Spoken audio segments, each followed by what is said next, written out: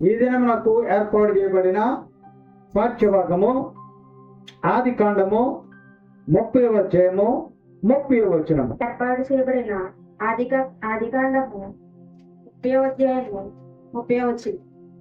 నేను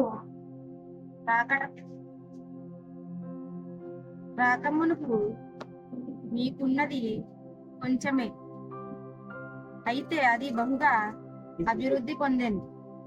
నేను పాదము పెట్టిన చోటల్లా యెహోవా నన్ను ఆశీర్వదించాను. నేను నా ఇంటి వారి కొరకు ఎప్పుడు సంపాద్యము చేసుకుందును. నీ వాక్యాన్ని ధ్యానము చేద్దాం. ఆదికాండం 30వ అధ్యాయములో 30వ వచనములో నేను రాకమునుపు నీకుండినది కొంచెమే, నీకు ఉండినది కొంచెమే, అయితే అది బహుగా అభివృద్ధి పొందెను. నేను పాదము పెట్టిన చోటెల్లా యెహోవా నిన్ను ఆశీర్వదించాను. నేను నా ఇంటి వారి కొరకు. చాలండి. మేనమామను ఉద్దేశించి ఆయన మాట్లాడుతూ ఉన్నాడు. ఇక్కడ మనం గమనించినట్లయితే ఈ వాక్యములో ఉన్నటువంటి నిగూఢమైన మర్మాలను మనము ఈరోజు ధ్యానము చేయవలసిన వారిగా ఉన్నాం. ప్రియులారా, ఇక్కడ యాకోబు గారు అంటున్నాడు, నేను వచ్చినప్పటి నుంచి, నేను రాకపూర్వము నీవెలాగున్నావో, నేను వచ్చిన తర్వాత నీవెలా ఉన్నావో, కాబట్టి నేను వచ్చిన తరువాత, నేను నీ ఇంటిలో పాదము పెట్టిన తరువాత, నేను ఎక్కడైతే పాదం పెట్టానో అక్కడ కూడా నీవు ఆశీర్వదించబడ్డావు అని ఆయన చెప్తూ ఉన్నాడు. అంటే దీనిలో ఉన్న అర్థము మనము పరిశీలన చేయాలి. అంటే యాకోబు గారు మేనమామ ఇంటికి వెళ్ళిన తర్వాత మేనమామ ఆశీర్వదించబడ్డాడు, మేనమామ గృహం ఆశీర్వదించబడింది, వారి బిడ్డలకు వివాహాలు జరిగాయి. మనకు తెలుసు, ఈ లాభానుకున్నటువంటి 2 కుమార్తెలను కూడా యాకోబు గారే చేసుకున్నాడు. అయితే ఆ యొక్క ఉదంతం అనేక పర్యాయాలు మనము ధ్యానించాం. ఇప్పుడు ఆ యొక్క ఉదంతంలోకి మనం వెళ్ళనక్కర్లేదు. కానీ యాకోబు గారు ఆ యొక్క మేనమామ ఇంటికి వచ్చిన తరువాత మేనమామ ఆశీర్వదించబడ్డాడు. కాబట్టి ఈ వాక్యము మనకేమి చెబుతూ ఉన్నది అంటే, నిన్ను బట్టి నీ కుటుంబము గాని, నిన్ను బట్టి నీ బిడ్డలు గాని, నిన్ను బట్టి నీ బంధువులు గాని ఆశీర్వదించబడాలి. ఇక్కడ యాకోబును బట్టి లాబాను కుటుంబం ఆశీర్వాదం పొందింది. అలాగూ మనము పరిశీలన చేసినప్పుడు లేఖన భాగంలో 4 వ్యక్తులను బట్టి ఆయా ప్రదేశాలు, ఆయా ప్రాంతాలు, ఆయా కుటుంబాలు, ఆయా బిడ్డలు ఆశీర్వదించబడిన సందర్భం మనకు కనపడుతూ ఉన్నది. చూద్దాం. ఎప్పుడైనా ఈ మానవుని యొక్క నడవడికను బట్టి, ఈ మానవుడు జీవించే విధానాన్ని బట్టి వారి కుటుంబము గాని, వారి బిడ్డలు గాని ఆశీర్వదించబడతారు లేదా శాపానికి గురవుతారు అని ఈ మూల వాక్యాన్ని బట్టి మనము ఈరోజు కొద్ది నిమిషాలు ధ్యానము చేద్దాం. ఇక్కడ మనం గమనించినప్పుడు అబ్రాహాం గారు అబ్రాము కాక ముందే మరి వారి యొక్క తమ్ముడు కొడుకైనటువంటి లోతు అబ్రాహామును బట్టి ఆశీర్వదించబడ్డాడు. మనము గమనించినప్పుడు ఆదికాండం 11వ అధ్యాయం 27వ వచనంలో మాటలు మనకు కనపడుతూ ఉన్నవి. ఏమంటాడు అని అంటే, ఆయన నీవు నేను బంధువులం కదా, కాబట్టి నీవు ఈ ఎద్దులను, ఈ పశువులను, ఈ గొర్రెలను, ఈ మేకలను నీవే తీసుకో అని అంటూ ఉంటాడు.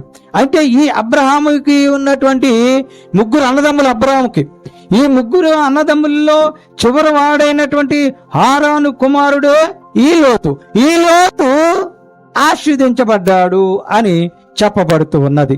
చూడండి, ఈ యొక్క ఆదికాండం 12 అధ్యాయంలో 2-3 వచనాల్లో కూడా మనం గమనించినప్పుడు ఈ యొక్క అబ్రహామును బట్టి ఆయా జాతులు ఆశీర్వదించబడినవి అని రాయబడి ఉన్నది. నిన్ను గొప్ప జనముగా చేసి నిన్ను గొప్ప జనముగా చేసి నిన్ను ఆశీర్వదించి నిన్ను ఆశీర్వదించి నీ నామమును గొప్ప చేయుదును. నీ నామమును గొప్ప చేయదు. నీవు ఆశీర్వాదమునందుగావు. నీవు ఆశీర్వాదమునందుదువు. నిన్ను ఆశీర్వించువారి నిన్ను ఆశీర్వదించువారు ఆశీర్వదించబడు. ఆశీర్వదించును. నిన్ను దూషించు వారిని శపించెదను. చూసారా ప్రియులారా, ఇక్కడ అబ్రహామును బట్టి ఆయా జాతులు ఆశీర్వదించబడ్డాయి. ఎందుకు అని మనము గమనించినప్పుడు అబ్రహాము నీతిమంతుడుగా ఉన్నాడని 15వ అధ్యాయంలో 6వ వచనంలో చెప్పబడుతున్నది. అబ్రహాము దేవుని నమ్మెను, అది ఆయనకు నీతిగా ఎంచబడెను. అంటే దేవుని దృష్టిలో అబ్రహాము నీతిగా ఉన్నాడు గనక అబ్రహాము ద్వారా అనేకమైన జాతులు ఆశీర్వదించబడ్డాయి. అబ్రహాము ద్వారా ఆయన తమ్ముడు కుమారుడైన లోతు ఆశీర్వదించబడ్డాడు. గమనించండి, మరి నిన్ను బట్టి నీ కుటుంబము గాని నీ యొక్క బిడ్డలు గాని ఆశీర్వదించబడుతున్నారా గమనించుకోవాలి. ఇది మొదటి వ్యక్తి. రెండవ వ్యక్తిని కూడా మనం గమనించినప్పుడు మనము ఈ యొక్క లాబాను ఏ విధంగా ఆశీర్వదించబడ్డాడో యాకోబుని బట్టి ఆయన స్వయంగా చెప్తున్నాడు. అదే ఆదికాండం 30:27 వచనం ఏమంటున్నాడంటే, లాబాను యాకోబుతో, అయ్యా నాకు ఒక సెక్కును చదవండి గట్టిగా. అందుకు లాబాను అతనితో, నీ కటాక్షము నా మీదనున్న ఎడల నా మాట వినుము, నిన్ను బట్టి యెహోవా నన్ను ఆశీర్వదించును అని శకునము నాకు తెలుసుకుంటిని అని లాబాను యాకోబుతో అంటున్నాడు. అంటే యాకోబు అంటే మేనల్లుడిని బట్టి మేనమామ అంటే అల్లుడు, మేనల్లుడే అల్లుడయ్యాడు. కాబట్టి అల్లుడిని బట్టి మామగారికి ఆశీర్వాదం వచ్చినది. అప్పటి వరకు లాబాను జీవితంలో ఆశీర్వాదం లేదేమో. ప్రియులారా గమనించండి, ఇది రెండవ వ్యక్తి. మూడవ వ్యక్తిని కూడా మనము గమనించినప్పుడు యోసేపును బట్టి పోతీఫరు ఇల్లంతా ఆశీర్వదించబడిందట. మనము గమనించినప్పుడు ఆదికాండం 39:5 మాట కనపడుతున్నది. వాస్తవానికి ఈ యొక్క పోతీఫరు ఇంటిలో ఈ యొక్క కాపలాదారుడుగా యోసేపు ఉన్నాడు. కానీ పోతీఫరు భార్య యోసేపుతో తప్పు చేయాలని ప్రయత్నించినప్పుడు పారిపోయాడు. అందును బట్టి యోసేపుకు దేవుడు తోడుగా ఉన్నాడు. తోడుగా ఉన్న కారణము చేత ఈ యొక్క పోతీఫరు ఇల్లంతా కూడా ఆశీర్వదించబడినట్లుగా మనము గమనించుతూ ఉన్నాం. ప్రియులారా 39:5 అతడు తన ఇంటి మీదను తనకు కలిగినదంతటి మీదను అతని విచారణకర్తగా నియమించిన కాలమున మొదలుకొని యెహోవా యోసేపు నిమిత్తము ఐగుప్తుని ఇంటిని అంటే పోతీఫరు ఇంటిని ఆశీర్వదించాడు. దేవునికి స్తోత్రం. ఎవరిని బట్టి ఆశీర్వదించాడు అని అంటే యోసేపును బట్టి ఆశీర్వదించాడు. మరి యోసేపును బట్టి ఎందుకు ఆశీర్వదించాడు అని అంటే యోసేపు పాపానికి దూరంగా పారిపోయాడు, పాపరహితంగా బతికాడు. కాబట్టి ఆ ఇంటిలో విచారణకర్తగా ఉన్నటువంటి ఇల్లుని యావత్తును ఆయన దేవుడు ఆశీర్వదించాడు. ఎవరిని బట్టి అని రాయబడింది? యోసేపును బట్టి ఆ యొక్క పోతీఫరు గృహము ఆశీర్వదించబడినది అని రాయబడి ఉన్నది. ఇది మూడవ వ్యక్తి. నాలుగవ వ్యక్తిని కూడా మనం గమనించినప్పుడు 2 సమూయేలు గ్రంథంలో 6:11 మనకు ఒక వ్యక్తి కనపడుతూ ఉన్నాడు. ఆయన ఓబేదేము. ఈయన ఓబేదేమును బట్టి అక్కడ మరి వారి యొక్క ఇల్లంతా కూడా ఆశీర్వదించబడినదని రాయబడింది. ఎందుకనంటే అక్కడ ఉన్నటువంటి పరిస్థితులను మనం గమనించినప్పుడు అక్కడ ఉజ్జా అనేటువంటి ఒక ఆయన ఉన్నారు. ఆయన ఏం చేశాడంటే దేవుని మందసాన్ని తాకాడు. ఈ దేవుని మందసము తాకిన మీదట అక్కడికక్కడే ఆ ఉజ్జా చనిపోయాడు. ఆ కారణము చేత దావీదు సహా అందరూ కూడా భయపడిపోయారు. ప్రజలందరూ భయభ్రాంతులకు గురయ్యారు. అప్పుడు చదవండి మందసమును తన యొద్దకు తెప్పింపనొల్లక గిత్తీడగు ఒబేదోము ఇంటి వరకు తీసుకుని అచ్చట ఉంచెను. యెహోవా మందసము 3 నెలలు గిత్తీడగు ఒబేదోము ఇంటిలో ఉన్నదండి. ఎన్ని నెలలు? యెహోవా ఒబేదేమును ఇంటి వారందరినీ ఆశీర్వదించెను. దేవునికి స్తోత్రం. ఎందుకో తెలుసా? అందరూ భయపడి పారిపోతే దేవుని మందసాన్ని ఆ యొక్క బేదేమో తన ఇంటిలో 3 నెలలు పెట్టుకున్నాడు. అంటే దేవునికి చోటిచ్చాడు. దేవుని మందసానికి చోటిస్తే దేవునికి చోటిచ్చినట్టే. అలాగూ 3 నెలల పాటు ఆ ఇంటిలో దేవుని మందసాన్ని ఉంచుకున్నాడు గనక ఏమైంది? ఇప్పుడు ఒబేదేము ఇల్లంతటిని దేవుడు ఆశీర్వదించాడు. ప్రియులారా, 4 వ్యక్తులు మీ దృష్టికి తీసుకొచ్చాను. మొదటి వ్యక్తి అబ్రహాము, 2వ వ్యక్తి యాకోబు, 3వ వ్యక్తి యోసేపు, 4వ వ్యక్తి ఒబేదేము. అంటే ఈ 4 కూడా ఏమి చేశారు? యాకోబు గారు దేవుని దృష్టికి నీతిమంతుడిగా ఉన్నాడు. మరి యాకోబు ఒకప్పుడు మోసగాడైనప్పటికీ కూడా దేవుని దృష్టిలో నీతిమంతుడిగా ఎంచబడ్డాడు గనక పేరు ఇజ్రాయేలుగా మార్చబడింది. చివరికి తన బంధు గణగాన్ని, తన రిలేటివ్స్ ని జాగ్రత్తగా చూసుకునేటువంటి నైజం, బుద్ధి దేవుడు ఆయనకు అనుగ్రహించాడు. అందును బట్టి యాకోబును బట్టి లాబాను ఆశీర్వదించబడ్డాడు. అదే రీతిగా దేవుని దృష్టిలో పాపము చేయకుండా పారిపోయాడు గనుక యోసేపును బట్టి ఆ యొక్క మరి ఆ ఐగుప్తీయుడైనటువంటి పోతేపరు యొక్క గృహమును, ఇంటిని ఆయన ఆశీర్వదించాడు. ప్రియులారా గమనించండి. మరి మనలను బట్టి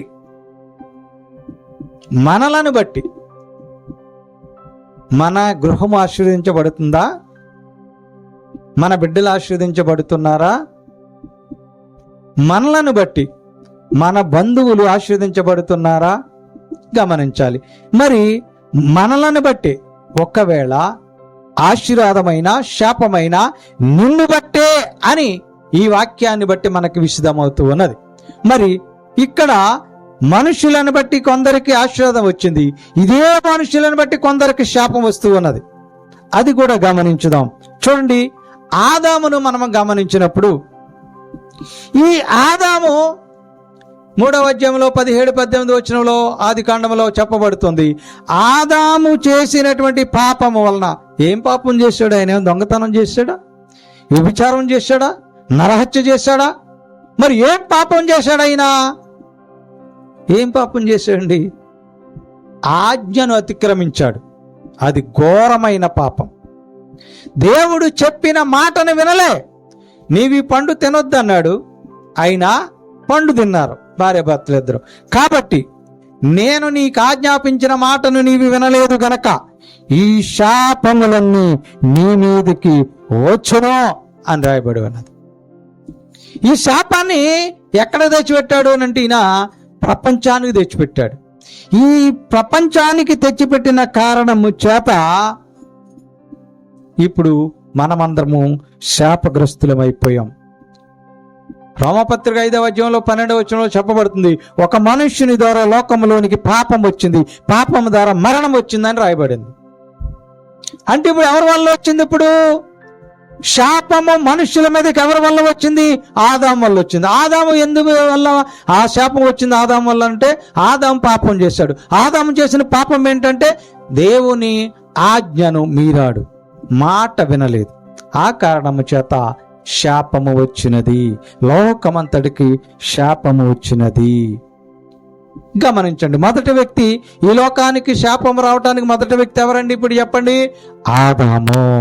రెండవ వ్యక్తిని కూడా చూద్దాం. మనం రెండవ వ్యక్తిని పరిశీలన చేద్దాం. చూడండి, ఈయన ఆది కాండము 9వ అధ్యాయం 25వ వచనంలో కనపడుతూ ఉన్నది. చూడండి, ఆది కనాను శపింపబడిన వాడే. కనాను శపించబడిన వాడై తన సహోదరులకు దాసాను దాసుడగును. ఎవరు ఈ కనాను? కనాను శపించబడ్డాడట. ఎలా శపించబడ్డాడో తెలుసా అంటే, ఆయన సహోదరులకి ఈడు ఎవరు? కనానైనా ఏం చేయాలి? ఇప్పుడు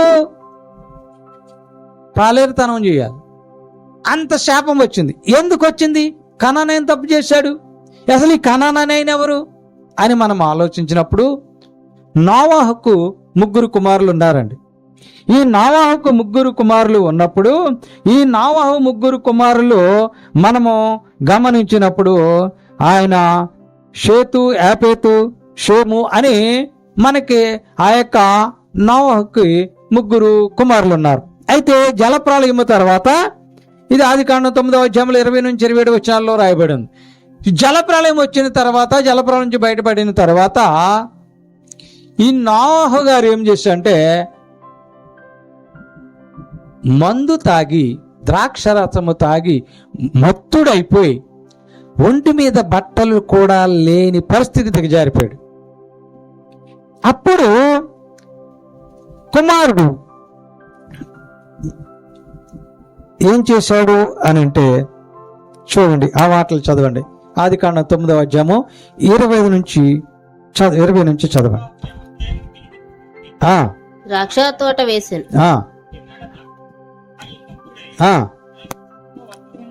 వస్త్రహీనుడిగా ఉండెను. కనానుకు తండ్రి అయిన హాము తన తండ్రి వస్త్రహీనుడై ఉండుట చూచి, అక్కడ ఆగుదామండి. ఇప్పుడు తండ్రి మద్యం మత్తులో బట్టలు ఊడిపోయి ఉన్నాడు, దిశమలతో ఉన్నాడు. కొడుకు అయినటువంటి ఈ హాము ఏమి చేయాలి? అయ్యో నా తండ్రి మత్తులో ఉన్నాడే, బట్టలు ఊడిపోనివే అని బట్టలు కప్పాలి కదా. కప్పకుండా బయట ఉన్నటువంటి అన్నల్ని పిలిచాడట. ఏమని? అరే నాన్న ఒంటి నిండా బట్టలు లేకుండా త్రాగి పడిపోయి ఉన్నాడు రా అని పిలిచాడట. అప్పుడు కొడుకులు మిగతా వాళ్ళిద్దరూ వచ్చారు, షేతు, యాపేతు వచ్చారు. వచ్చి ఏం చేశారు? అయ్యో మా నాన్నగారు బట్టలు ఊడిపోనియే, అయ్యో దిశమలతో ఉన్నాడే అని తండ్రికి అగౌరవం వస్తుందని వెంటనే బట్టలు కప్పారు. మరి ముందు చూసినోడు ఎందుకు కప్పలేదు? అంటే తండ్రి ఎలాగున్నా పర్వాలేదు అనుకున్నాడా?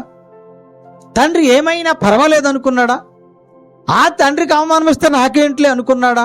తెలీదు. కానీ తండ్రి మద్యం మత్తులో నుంచి బయటకు వచ్చిన తర్వాత చదవండి.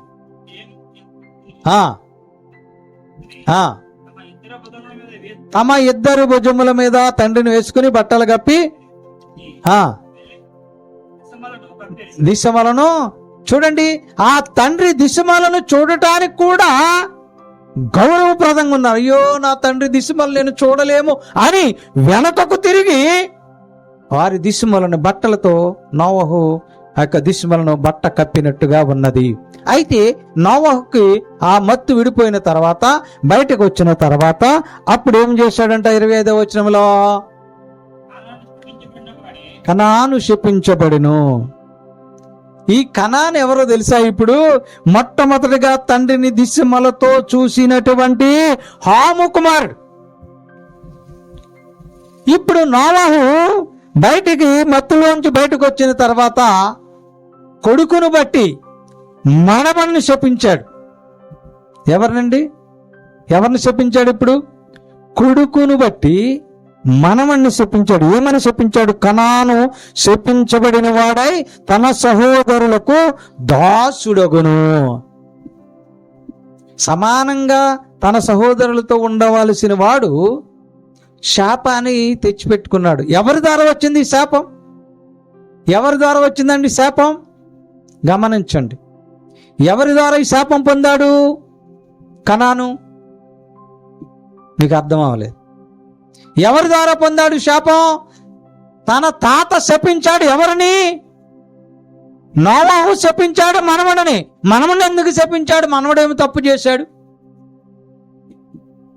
ఆ యొక్క చిన్న కుమారుడైనటువంటి హాము చేసిన తప్పును బట్టి హాము కుమారుడైన కనాన్ను శపించాడు.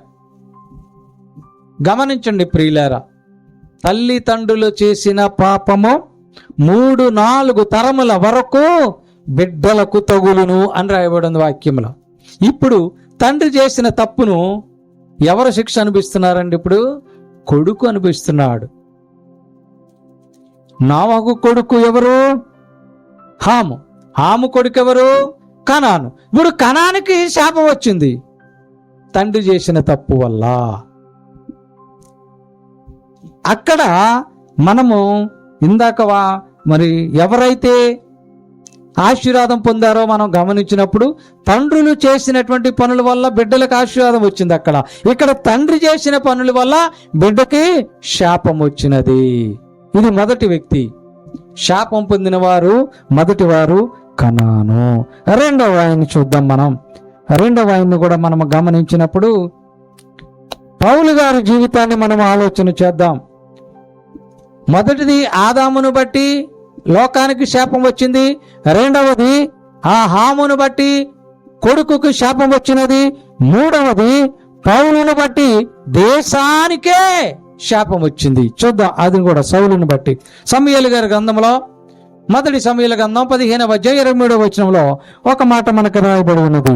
సౌలు దేశాన్ని పరిపాలిస్తున్నప్పుడు దేవుని మాటను లెక్క చేయలే. దేవుడంటే ఎవరు అనేటువంటి అహంభావంతో బ్రతికాడు. దేవుడంటే లెక్క లేకుండా బ్రతికాడు. అన్ని అక్రమాలు చేస్తూ బ్రతికాడు. తనకు దేవుడు ఇచ్చినటువంటి పదవిని అడ్డు పెట్టుకుని దౌర్జన్యాలు చేయటం ప్రారంభించాడు. కాబట్టి సౌలు దేవునికి అవిధేయుడిగా ఉన్నాడు గనక, దేవునంటే భయం లేకుండా బ్రతికాడు గనక ఆ యొక్క సౌలును బట్టి ఇజ్రాయేలు దేశానికి కూడా శాపం వచ్చినది. చూద్దాం. మొదటి సమూయేలు గ్రంథం 15వ అధ్యాయం 23వ వచనం చదవండి. సోది చెప్పుట అను పాపముతో సమానము. మూర్ఖతను అగుపరచుట మాయా విగ్రహము గృహదేవతలను పూజించుటలో సమానము. యెహోవా ఆజ్ఞను నీవు విసర్జించితివి. ఎవరో తెలుసా? సౌలును ఉద్దేశించి మాట్లాడుతున్నారా? గనుక నీవు రాజుగా ఉండటానికి ఆయన దేవుడు నిన్ను రాజుగా ఉండటానికి ఇష్టపడటం. తర్వాత విసర్జించనగా సౌలు జనులకు జడిసి వారి మాట వినినందున నేను యెహోవా ఆజ్ఞను నీ మాటలను మీరి పాపము తెచ్చుకుంటునే. కాబట్టి నా పాపమును పరిహరించి నేను యెహోవాకు మొక్కునట్లు నాతో కూడా తిరిగి రమ్మని సమూయేలును వేడుకున్నాడు. అయినా దేవుడు ఆలకించలేదండి. అందుకు దేవుడు అయినా సరే సమూయేలుని పంపించడానికి ఇష్టపడలేదండి. కానీ క్రింది వచనంలో మనము గమనించినప్పుడు 33వ వచనంలో ఎప్పుడైతే సౌలు దేవునికి విరుద్ధంగా బ్రతికాడో, విచ్చలవిడిగా పరిపాలన చేస్తూ ప్రజలను ఇబ్బంది పెట్టాడో, దేవుడిచ్చిన పదవిని దుర్వినియోగపరిచాడో దేవునికి కోపం వచ్చింది. ఆయన విగ్రహారాధన, దేవుణ్ణి దూషించేస్తున్నాడు, విగ్రహాలను పూజించేస్తున్నాడని దేవునికి కోపం వచ్చింది. ఆ కారణము చేత 33వ వచనం పదవి పోగొట్టుకున్నాడు. అంతేకాదు 33వ వచనం చదవండి. సమూయేలు కత్తి స్త్రీలకు సంతు లేకుండా చేసినట్టు ఈ దేశములో నివసించేటువంటి స్త్రీలకు సంతు లేదు. అంటే ఏమిటి? ఈ దేశములో నీ పరిపాలనలో ఉన్న స్త్రీలకు బిడ్డలు పుట్టరు. నీ తల్లికి స్త్రీలలో సంతు లేకపోవును. నీ తల్లికి స్త్రీలలో సంతు లేకుండా అతని శాపం తెచ్చండి. ఆయన ఒక్కడే కాదు, ఆయన పదవి పోవటమే కాదు, దేవుని ఉగ్రతకు లోనవటమే కాదు, దేశానికే కూడా శాపము తెచ్చాడు. కారణం ఏమిటో తెలుసా? దేవునికి వ్యతిరేకంగా బ్రతికాడు, దేవునికి విరుద్ధంగా జీవించాడు గనుక తనొక్కడితోటే పోగొట్టుకోకుండా దేశానికి శాపం తెచ్చిపెట్టాడు. ఈయన 3వ వాడు సౌలు. 4వ ఆయన చూద్దాం మనం. 4వ ఆయన 2వ రాజుల గ్రంథంలో 5వ అధ్యాయం 27వ వచనంలో చెప్పబడుతున్నది. ఆయన పేరు గేహాజీ. మనందరికీ తెలుసు గేహాజీ ఏమి చేశాడు? గేహాజీ వల్ల తన రాబోయే తరానికి, ఆయన ఒక్కడి మీదకే కాదు, ఆయన రాబోయేటువంటి సంతానానికి కూడా శాపాన్ని తెచ్చిపెట్టాడు గేహాజీ. ఎందుకో తెలుసా? నయమోని కుష్ఠరోగం వచ్చినప్పుడు ఆ యొక్క ఎలీషా గారు ఆ నయమోని కుష్ఠరోగాన్ని నయము చేయటానికి నీకు నేను లంచం ఇస్తానంటే ఆయన అంగీకరించకుండా వెళ్ళిపోతే ఆ లంచాన్ని తీసుకోవడం గేహాజీ వెళ్ళాడు. అంటే ఆ యొక్క దైవజనుడైనటువంటి ఎలీషా మాటను కూడా లెక్క చేయకుండా వెళ్ళిపోయాడు. వెళ్ళిపోయి వాటిని తీసేసుకున్నాడు. ఆ కారణము చేత చదవండి ఇప్పుడు 2 రాజుల గ్రంథం 5వ అధ్యాయం 27వ వచనం చదవండి. కాబట్టి నయమానుకు కలిగిన కుష్టు నీకును నీ సంతతికిని సర్వకాలము సర్వకాలము అంటియుండును అని చెప్పగా వాడు మంచు వలె తెల్లనైన కుష్ఠరోగం ఆన్ ది స్పాట్ లో వచ్చేసిందండి. ఎలీషా ఎదుట నుండి బయటికి వెళ్ళాను.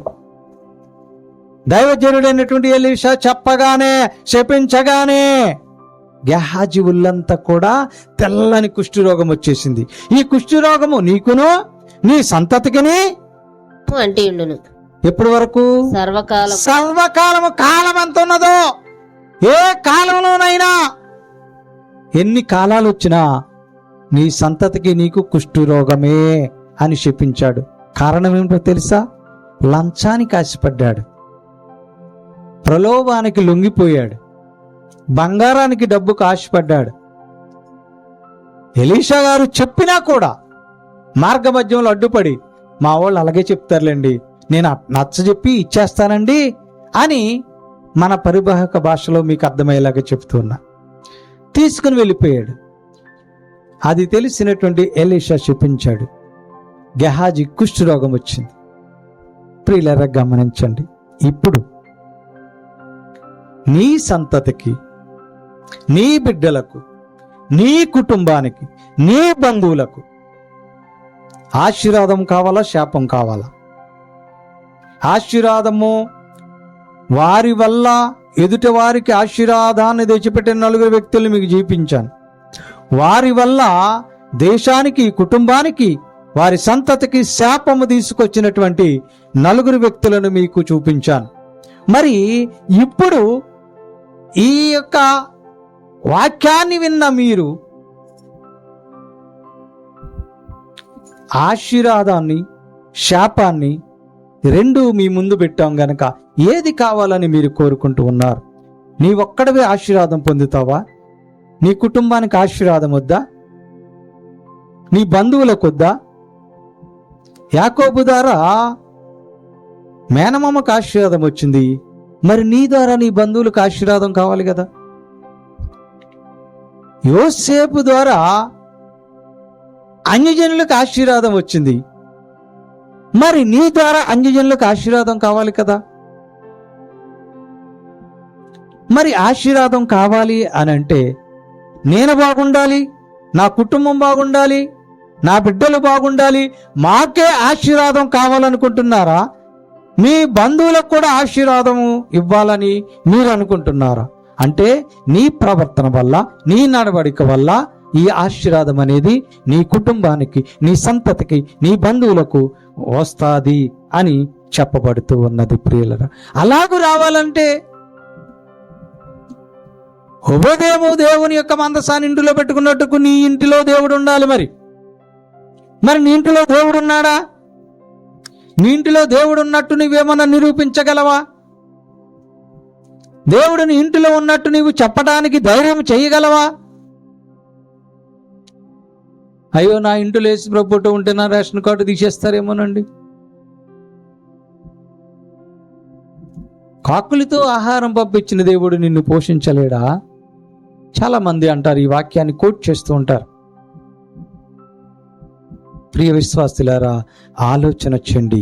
నీ ఇంటిలో దేవుడున్నాడా? నీ మనసులో దేవుడున్నాడా? ఆలోచించుకోవాలి.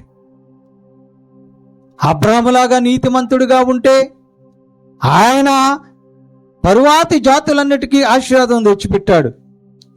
ఆయన తమ్ముడు కొడుకుని ఆశీర్వాదానికి కారణమయ్యాడు. మరి నీ తమ్ముడు కొడుకు, నీ అన్న కొడుకు లేదా నీ బంధువులకు ఆశీర్వాదం కావాలంటే నీవు కూడా నీతివంతంగా ఉండాలి. అది నీ ఒక్కడికే కాదు, నీ కుటుంబానికే కాదు, నీ బిడ్డలకే కాదు, అది నీ బంధువులకు కూడా ఆశీర్వాదకరం అవుతుంది. కాబట్టి నీవు అబ్రాహాములాగా నీతిమంతునిగా ఉండాలి.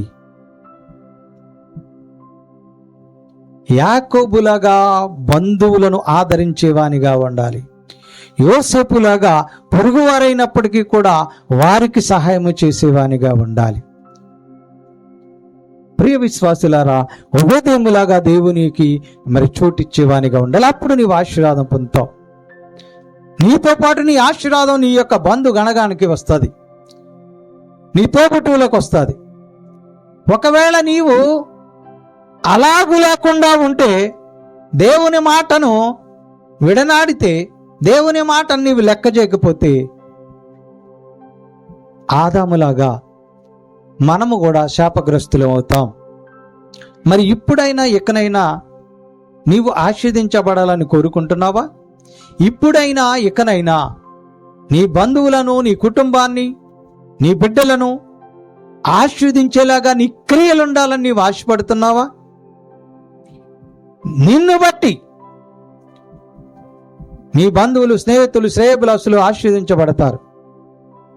నీ ప్రవర్తన చూసి ఎదుటివారు మారేలాగా ఉండాలి. అందుకే దేవుని వాక్యం, ఒకవేళ నీవు ఆశీర్వాదం కావాలని కోరుకుంటే, ఆశీర్వాదం నువ్వు పొందాలని నీవు ఆశపడుతున్నట్టయితే, ద్వితీయోపదేశకాండము 28వ అధ్యాయము 1-2 వచనాల్లో ఏమి చేయాలో చెప్పబడుతూ ఉన్నది. ప్రియులారా, నీవు నీ దేవుడైన యెహోవా మాట శ్రద్ధగా విని. చూడండి, దేవుడైన యెహోవా మాటను ఎలా వినాలి? ఆషామాషిగా కాదు, నామకార్థంగా కాదు, మొక్కుబడిగా కాదు, ఏదో ఇల్లాములే కూర్చుని వస్తే అయిపోద్దులే సన్నిధులు అనుకోవటం కాదు. దేవుడైన యెహోవా మాట. ఇప్పుడు చెప్పేది బైబిల్లో నుంచి చెప్పే మాటలు. ఏం మాటలు ఇవి? దేవుని మాటలు. సొంత కవిత్వాలు మీకేమి చెప్పటంలే. ఈ మాటలు ఎలా వినాలంట? శ్రద్ధగా విని, నేడు నేను నీకు ఆజ్ఞాపించుచున్నా ఆయన ఆజ్ఞలన్నిటినీ అనుసరించి నడుచుకొని ఎడలా నీ దేవుడైన యెహోవా భూమి మీద ఉన్న సమస్త జనముల కంటే నిన్ను హెచ్చించును. చూసారా, దేవుని ఆశీర్వాదం నీకు కావాలంటే నీవు ఎలా వినాలి? దేవుని వాక్యాన్ని శ్రద్ధగా వినాలి. దేవుని మాటను ఎలా వినాలంటే మనసు ఇంటికాడ పెట్టుకుని మనిషి ఇక్కడ కూర్చుని కాదు, వాక్యం వింటూ పక్కన ఏం జరుగుతుందో చూడటం కాదు. ఎలా వినాలి అనంటే శ్రద్ధగా వినాలి. వినేమి చేయాలి? విన్నాం కదండి, బాగా విన్నాం, మీరు చెప్పారు, మేము విన్నాం అని అనుకుంటే కుదరదు. ఆ వినిన మాటలు, ఆజ్ఞలను ఏమి చేయాలి? అనుసరించాలి అని రాయబడింది. అప్పుడు నీవు ఆశీర్వాదం పొందుతావు. ఎవరికంటే? జనములందరికంటే నీవు ఆశీర్వాదం పొందుతావు. నీవు లోపలికి వెళ్ళినప్పుడు, బయటకు వచ్చినప్పుడు నీవు ఆశీర్వాదం పొందుతావు అని వాక్యం బట్టి దేవుడు మనకుతో మాట్లాడుతూ ఉన్నాడు. ప్రియులారా, నీకు ఆశీర్వాదం కావాలంటే మొట్టమొదటగా నీవు చేయాల్సింది దేవుని మాట వినాలి, విన్న మాటను అనుసరించి నడుచుకోవాలి. 2 యెషయా గ్రంథం 1:8 వచనంలో నీకు ఆశీర్వాదం కావాలంటే, నీ బిడ్డలు నీవు ఆశీర్వాదం పొందుకోవాలంటే, నీ కుటుంబం ఆశీర్వదించబడాలంటే, నీ బంధువులు ఆశీర్వదించబడాలంటే, ద్వితీయోపదేశకాండం 1:8 వచనం, ఈ ధర్మశాస్త్ర గ్రంథంలో రాయబడినటువంటి మాటలన్నిటినీ నీవు ధ్యానించిన ఎడల, ఎలాగో తెలుసా? దివారాత్రము ధ్యానించిన ఎడల. తీసారా? యెషయా గ్రంథం 1:8 వచనం. ఈ ధర్మశాస్త్ర గ్రంథంలో రాయబడినటువంటి దేవుని వాక్యములన్నిటినీ వర్ధిల్లుదువు అని రాయబడింది వాక్యంలో. ప్రియులారా, గమనించండి. అంటే ఇప్పుడు నీవు ఆశీర్వదించబడాలంటే దేవుని మాట వినాలి, నీవు వర్ధిల్లించబడాలి అంటే దేవుని వాక్యాన్ని నిరంతరము ధ్యానించేవానిగా ఉండాలి. 3వది కీర్తన గ్రంథము 112వ అధ్యాయంలో 1-2 వచనాల్లో చెప్పబడుతున్నది, నీవు ఆశీర్వాదం పొందాలంటే, నీవు దేవుని దృష్టిలో మంచివానిగా ఉంటూ దేవుని దృష్టిలో దేవునికి ఇష్టమైన వారిగా ఉండాలి, ఉండి నీవు ఆశీర్వాదం పొందాలనంటే నీలో ఏముండాలట? కీర్తన గ్రంథం 112వ అధ్యాయం 1-2 వచనాలు. యెహోవాను స్తుతించుడి, యెహోవాను యెహోవా యందు భయభక్తులు గలవాడు, యెహోవా యందు భయభక్తులు గలవాడు, ఆయన ఆజ్ఞను బట్టి ఆయన ఆజ్ఞలను బట్టి అధికముగా ఆనందించువాడు ధన్యుడు. ధన్యుడు. వాని సంతతి వారు భూమి మీద బలవంతులగుదురు. దేవునికి స్తోత్రం. ఎవరైతే దేవుని యందు భయభక్తులు కలిగిన వారిగా బ్రతుకుతారో వారి సంతతి దీవించబడుతుంది. కాబట్టి ప్రియులరా, దేవుని యొక్క ఆశీర్వాదాలు నీవు పొందుకోవాలంటే అబ్రాహాము గారిలాగా నీతిమంతుడుగా ఉంటే సరిపోదు. ఆ యొక్క యాకోబు గారిలాగా బంధువులను మరి జాగ్రత్తగా చూసుకుంటే సరిపోదు. యోసేపులాగా ఇతరులకు కూడా సహాయం చేస్తూ దేవుని దృష్టిలో పాపానికి పారిపోతూ ఉంటే సరిపోదు. అట్టి రీతిగా ఓబేదేములాగా దేవునిని మరి నీ యొక్క ఇంటిలో ఫోటో పెట్టుకున్నాను కదా అనుకుంటే సరిపోదు. దేవుని వాక్యాన్ని శ్రద్ధగా వినాలి, ఆ వాక్యాన్ని నిరంతరము ధ్యానించాలి, ఆ వాక్యము చొప్పున నడుచుకోవాలి, దేవుని యందు భయభక్తులు కలిగి బ్రతకాలి. అలాగూ మనము ఉండకపోతే, అలాగూ మనము లేకపోతే ఆ యొక్క కనాను తండ్రి చేసిన తప్పు వల్ల ఎలాగూ శాపం పొందాడో మన బిడ్డలు కూడా శాపం పొందుతారు. గెహాజీ చేసిన తప్పు వల్ల వారి సంతతికి నిరంతరము అన్ని కాలాల్లో కుష్ఠవ్యాధి అనే శాపాన్ని తెచ్చాడో అలాగూ మనము కూడా ఆ తప్పుడు త్రోవలో వెళ్లకుండా ఉండేవారుగా ఉంటే మన బిడ్డల మీదకి శాపం రాదు, మన సంతతి మీదకి శాపం రాదు. ఇప్పుడు నీవు ఆలోచించుకో, నిన్ను బట్టి నీ కుటుంబానికి ఆశీర్వాదం కావాలా, శాపం కావాలా? నిన్ను బట్టి నీ కుటుంబం ఆశీర్వదించబడాలా వద్దా? నిన్ను బట్టి నీ కుటుంబము శపించబడితే ఏమిటి? నువ్వు కనిన బిడ్డలు శపించబడితే ఏమిటి ఉపయోగం?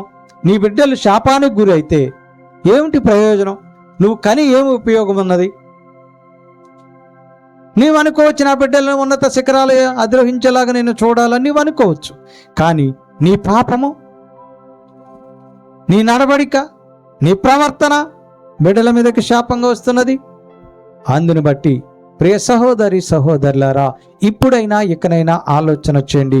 పాప జీవితాన్ని వదిలేయండి, పరిశుద్ధమైన బ్రతుకు బ్రతకటానికి ప్రయత్నించండి. అందుకోసము దేవుని వాక్యాన్ని శ్రద్ధగా వినండి, అనుసరించండి, దేవుని యందు భయభక్తులు కలిగి బ్రతకండి. అట్టి రీతిగా దేవుడు, నీవు బ్రతికితే దేవుడు నీ కుటుంబానికి, నీ బిడ్డలకు ఆశీర్వాదము దయచేయబోతూ ఉన్నాడు. అట్టి ఆశీర్వాదం పొందుకోవటానికి ప్రార్థనాపూర్వకంగా ముందు కొనసాగాలని మీకు తెలియపరుస్తూ ఈ నా కొద్ది మాటలు ముగిస్తూ ఉన్నాను. దేవుడి వాక్యమును మనందరి వినికిడిలో దీవించెను గాక. ఆమేన్. మీ అందరికీ నా వందనములు.